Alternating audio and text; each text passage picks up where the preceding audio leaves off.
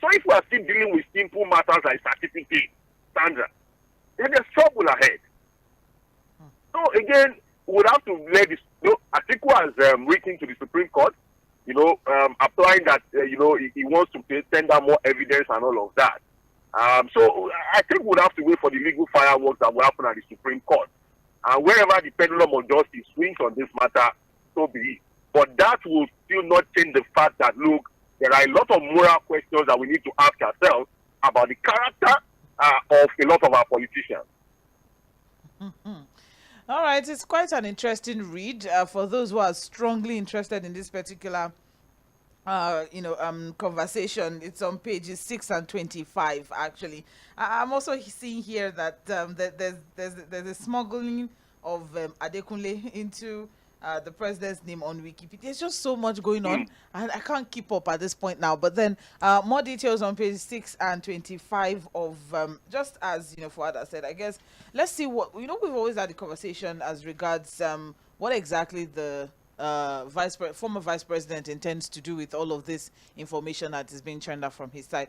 And then we'll get to know that he has pushed it forward to the Supreme Court. Then we'll get to see how things would pan out. But then Fuad is also very clear as regards the morality of it all, aside from technicalities that the law would be focusing on, the morality of it all, that is this something that we should just overlook and sweep under the carpet? We had a conversation last week as regards public officers and their certificate problem. Certificate problem. Is that they didn't do NYSC or it's just always something off. Well, I think if someone is going to apply anywhere, you're always going to want to push your best. Put your best foot forward. So if you have a university degree or you have a master's degree, that would always be what you push forward. That, man, I have a master's degree. Do you know what that is? Do you know what that means? Do you think it's easy? Know. I don't know what for our politicians. All right, well, stories. Let's move on now. We also have here 107 ex-senators urge caution on Tinubu's certificate saga, and that is on page 3 of the Guardian newspaper. So just very quickly, we have here a group of 107 non-serving APC senators have called on Nigerians to be cautious and allow legal process to run its course on controversies surrounding the authenticity of President Bola Tinubu's certificate obtained from Chicago State University. They urge citizens to refrain from making hasty judgments, spreading negative comments on social media, which can be detrimental to the functioning of our government and the unity of our nation. Okay. Well, that is on page 3. They can't gag the people. You can't gag the people, Sandra. This is an attempt for me to gag people. Is it gagging or they're just trying to contain, the amount of fake news that's going around? You can't. If you want to contain fake news, then the best way to contain fake news is to put the facts out there. Okay. But when you leave loopholes, then you allow for people to take advantage of those loopholes. Yeah. So I've always said it. You can't gag the people. And you can't tell people not to spread fake news. The only way to tackle fake news, you understand, Sandra, is to put the facts out there. And people have a right to ask questions about who is leading them. President Bola met him when he was a private citizen. It's a different kettle of fish. Now, he's the president of the country. He's a public servant. He holds the office in trust of the people.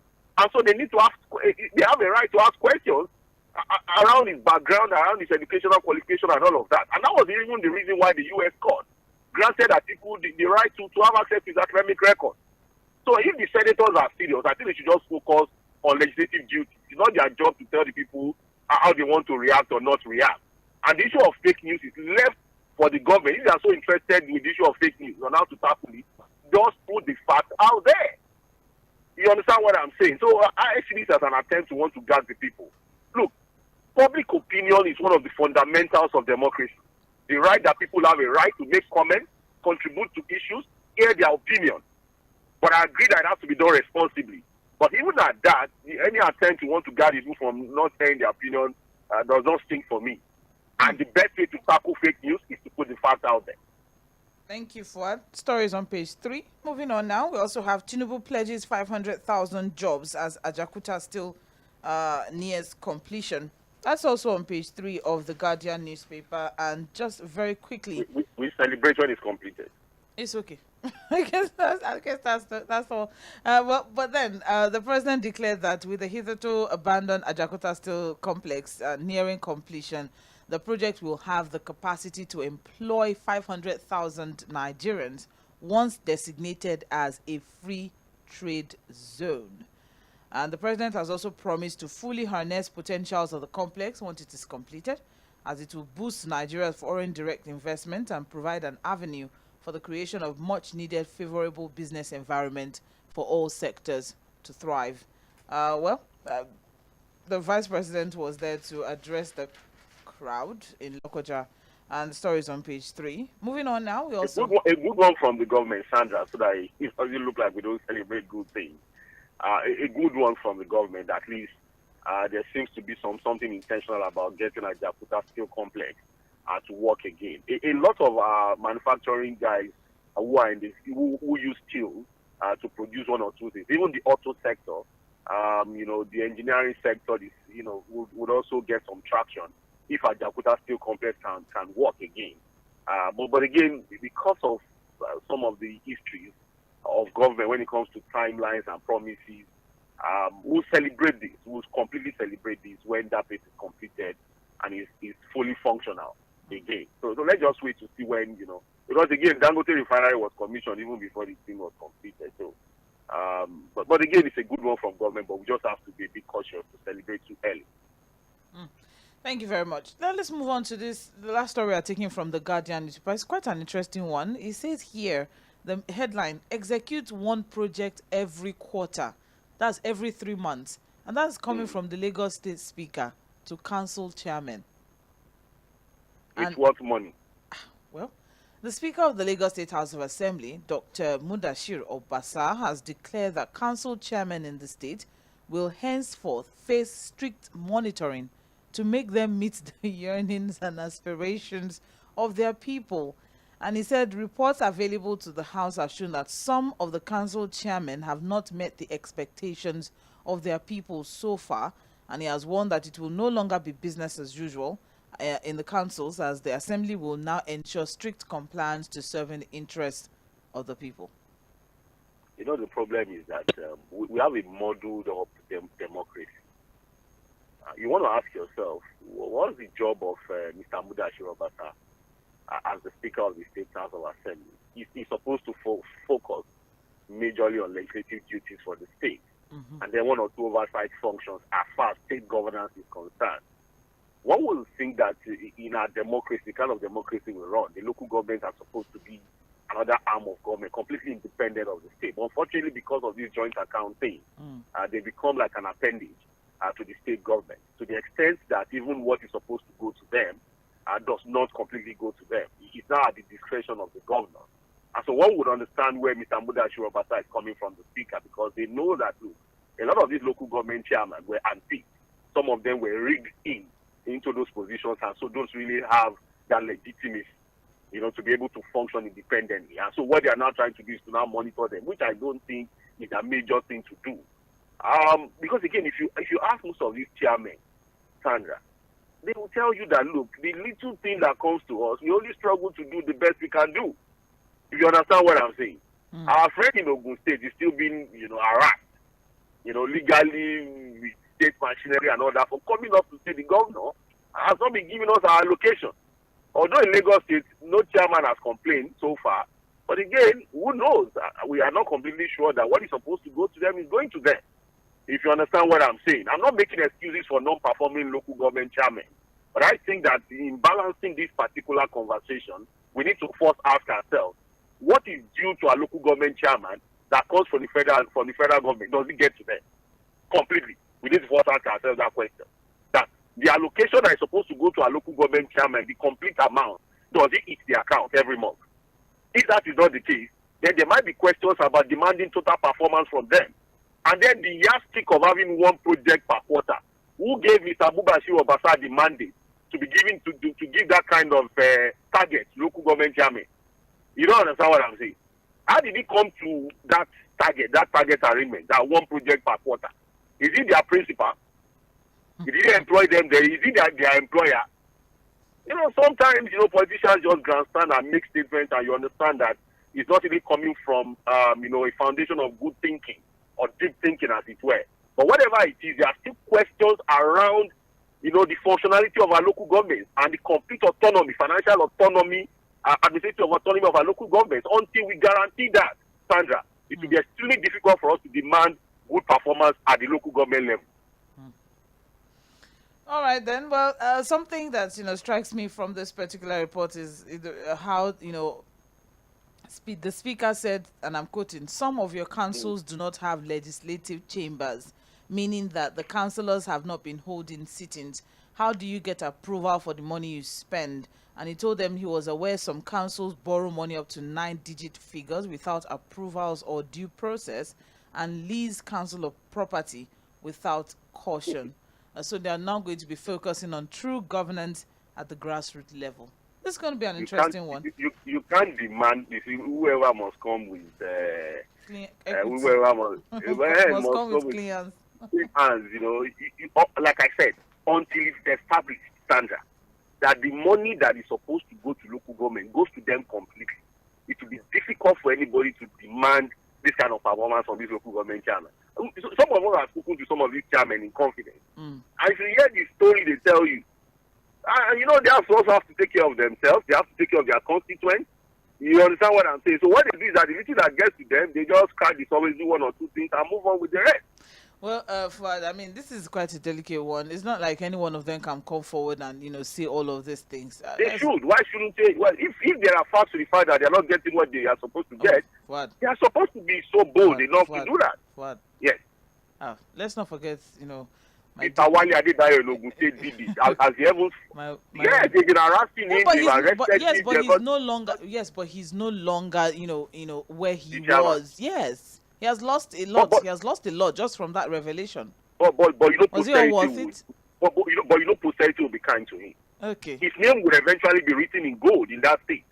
And out of his colleagues, he was able to stand out and say the truth, irrespective of what was at stake for him. He's a hero, whether anybody likes it or not. All right, thank you very much. You're listening to Trends in the Papers on Mainland 98.3 FM. We're just through with the Guardian newspaper. Let's move on now to the Punch newspaper. Don't forget that we are live on Facebook and YouTube at Mainland 98.3 FM. Now, the major headline on the front page of the Punch: CBN investigator probes banks over 1.27 trillion naira intervention funds.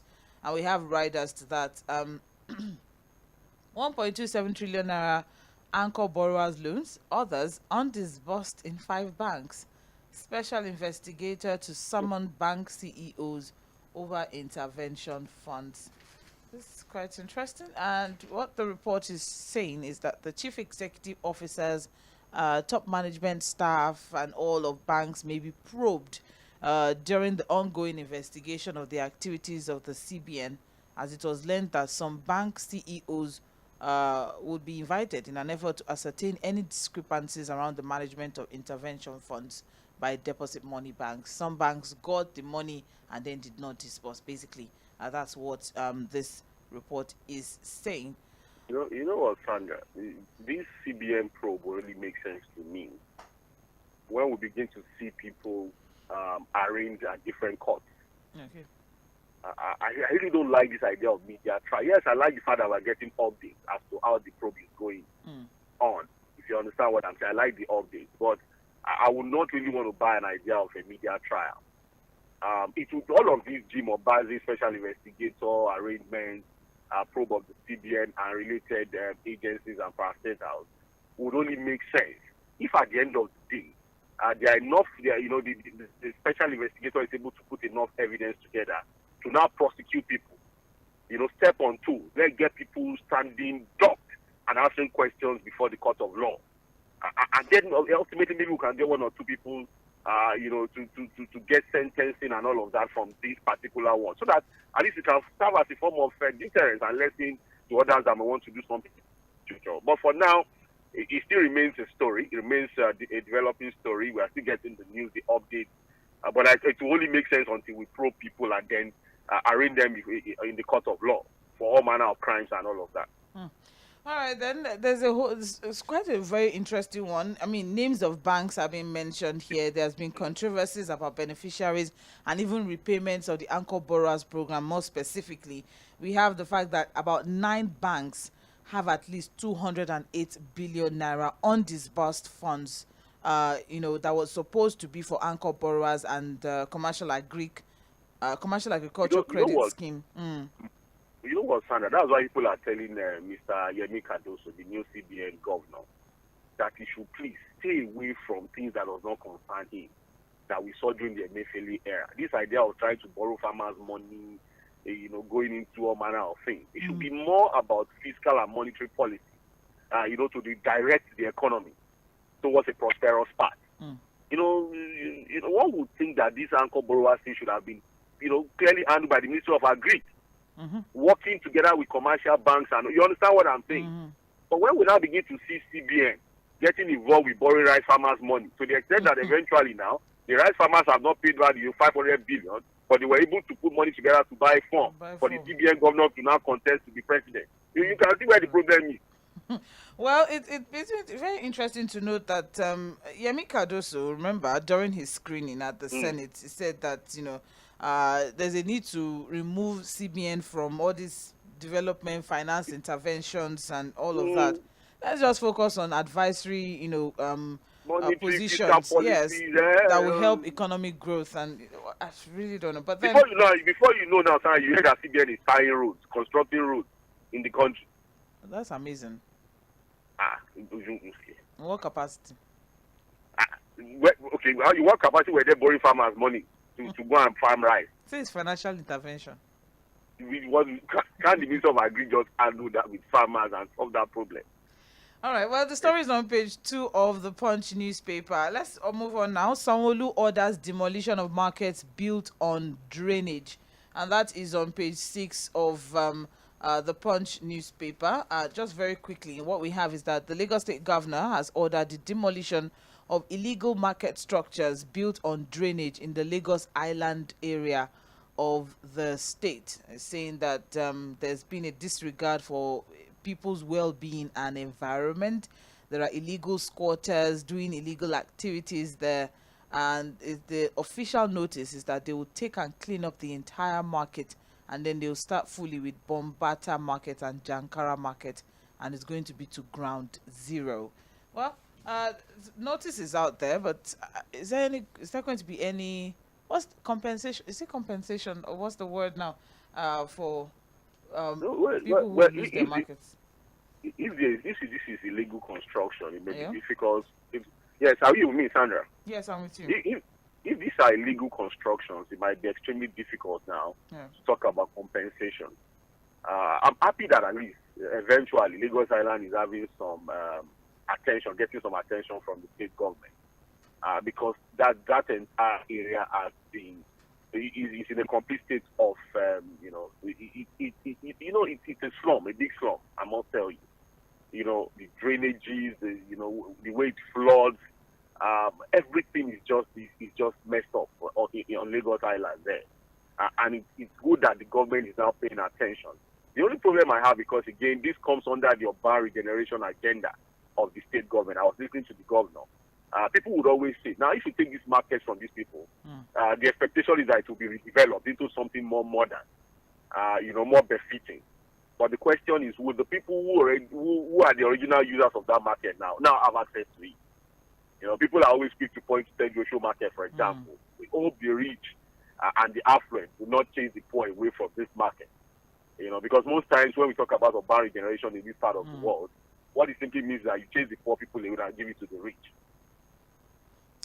Well, the story is on page 6 of the Punch newspaper. Thank you very much, Fuhad. Let's keep moving now. We also have here federal government to grill Empower consultants, plan 5 million jobs. And that story is on page 21, of page 21 of the Punch newspaper. So just very quickly, the federal government on Sunday provided more reasons why it decided to suspend the Empower program, stating that the scheme had ghost beneficiaries, while some of its consultants are currently withholding participants' funds.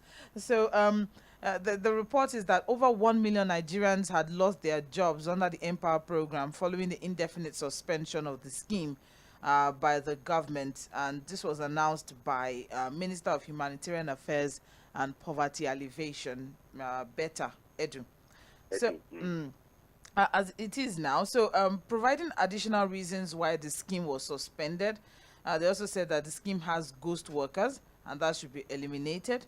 On concerns about the people that have now been rendered jobless, it said preliminary findings of our audit have shown that some consultants are holding on to beneficiaries' funds disbursed to them long ago, even when the contract ended, without any renewal. We condemn this practice, will not tolerate it. Work is ongoing to identify those involved, understand why the payments didn't get to them, and recall the funds to pay those owed. Well, they're trying to give some rationale behind this, but then the million of people that have now lost their jobs now. So what's the way forward as regards that particular one? How are things going to be done to ensure that? Yes. I thought the 𝗃power thing was a temporary thing. It was supposed to be for a few months. Yeah, but there are... It wasn't. Okay. It wasn't supposed to be a permanent thing. Like it was just supposed to be like an intervention. Oh, you're a graduate or something, you get that money for a period of 6 months and all of that. But I actually know 1 or 2 people that were able to get the money, even though the entire arrangement was not so tidy.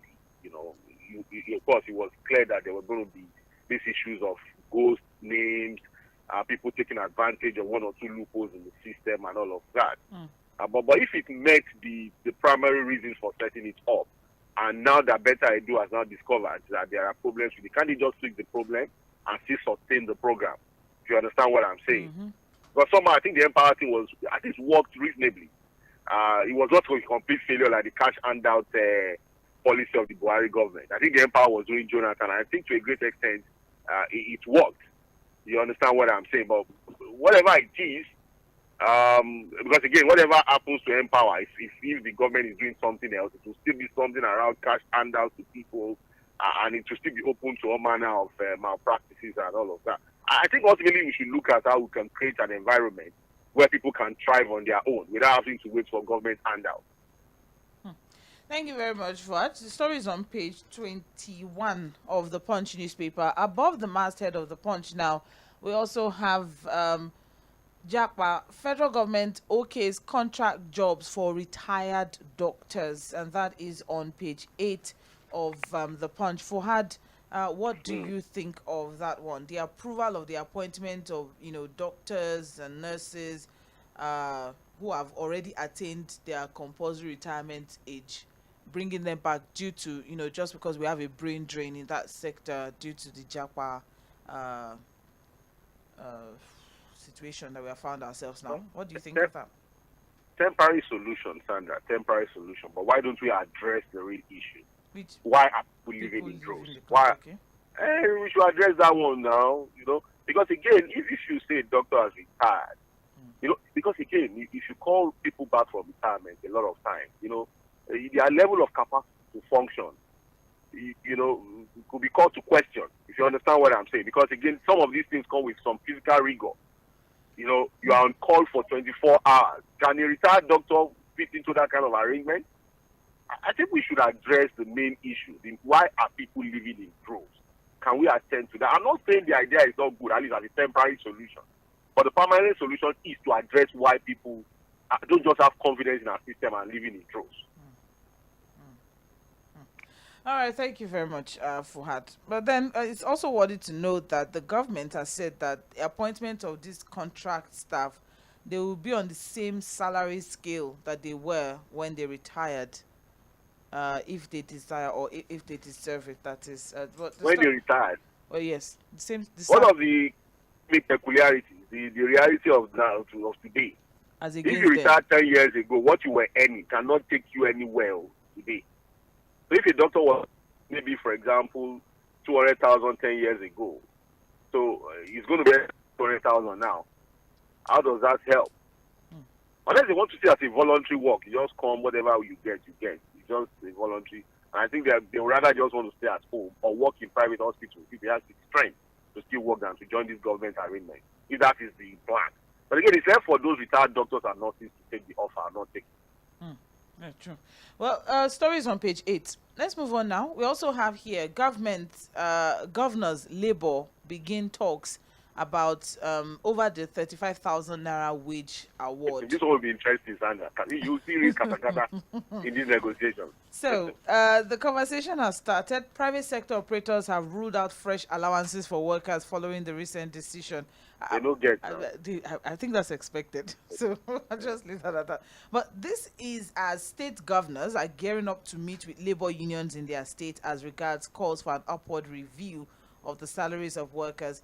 Some governors have initiated talks with a view of coming up with a plan and proposal that will work for both parties. Several states like Niger, Katsina, Gombe, Osun, and others have expressed their intention to engage with Labour.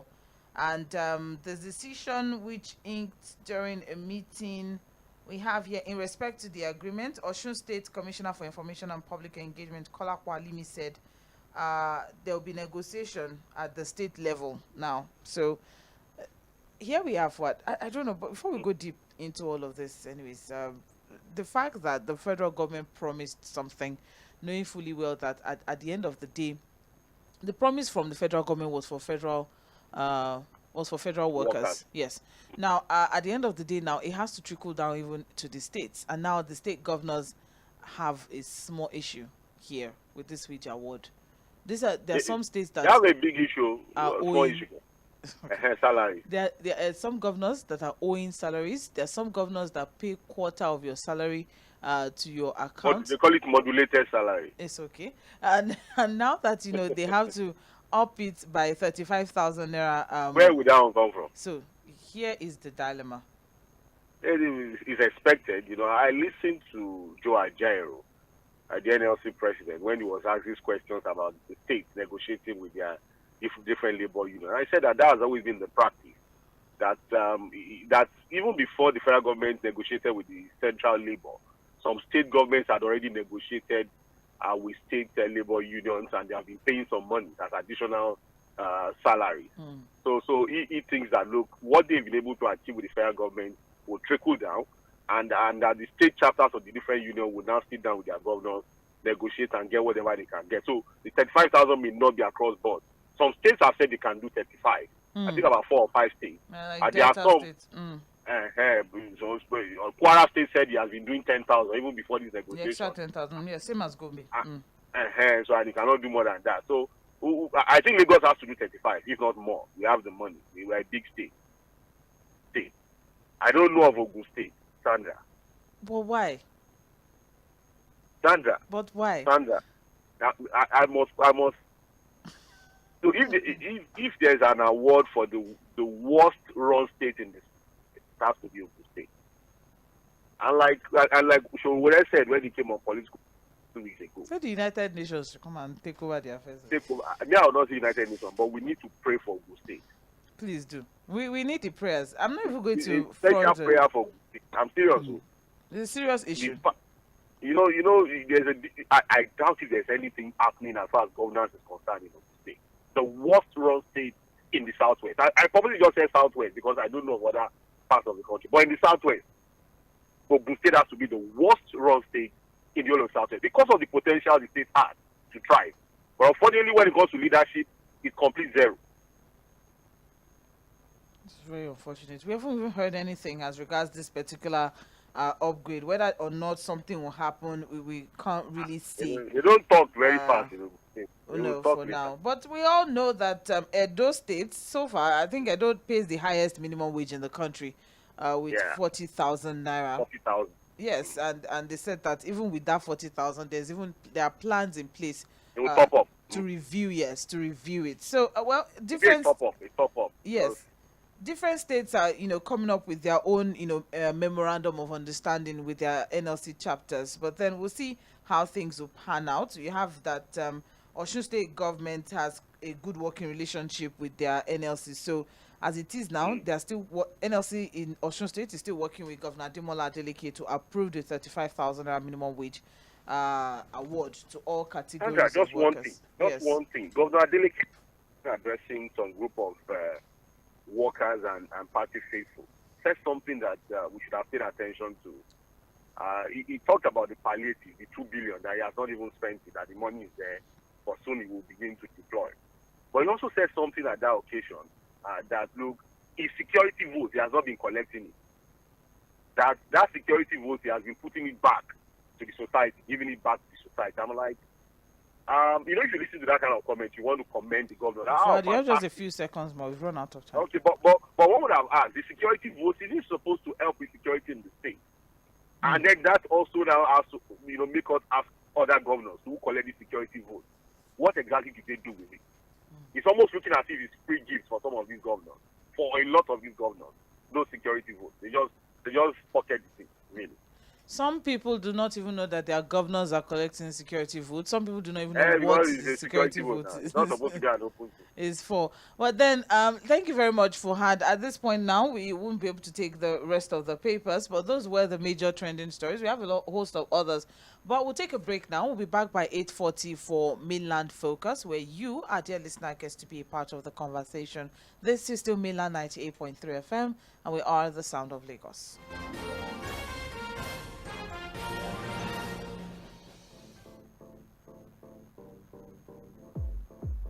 This is Mainland 98.3 FM, the sound of Lagos. Please listen to this public service announcement. This is to inform the general public that there will be a comprehensive highway traffic survey exercise on the Lagos-Abeokuta Expressway by the Federal Ministry of Works and Housing through its appointed infrastructure and engineering company, 𝗪𝗪 Global Limited. The company will be gathering vital data on improving traffic, safety, and redeveloping the highway in conjunction with Peter Davison Consulting.